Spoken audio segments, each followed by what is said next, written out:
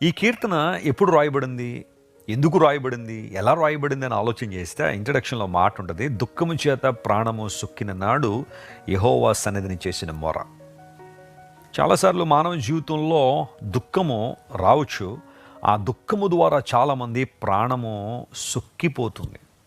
చాలామంది విసుగుదలలోకి వచ్చేస్తున్నారు. ఇంకెంతకాలం ఈ దుఃఖం, ఇంకెంతకాలం ఈ కష్టాలు, ఇంకెంతకాలం ఈ అవమానాలు, ఇంకెంతకాలం ఈ అణిచివేత, ఎంతకాలం ఈ విసుగుదల అని చాలామంది దుఃఖముతో ప్రాణము సొక్కిపోయి ఉన్నారు.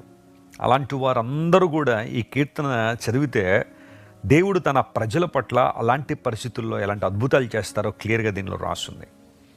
ఎలాంటి పరిస్థితి ఉంది అంటే, ఆ పై వచనాలు మనం చదువుతుంటే, ఎండ దెబ్బకు నా హృదయం వాడిపోయింది. ఒంటరితనంలో ఉన్నాడు. ఎండ దెబ్బకు ఒక వ్యక్తి ఏ విధంగా సొమ్మసిల్లి పడిపోతాడో నా హృదయం కూడా అలాగే వాడిపోయింది.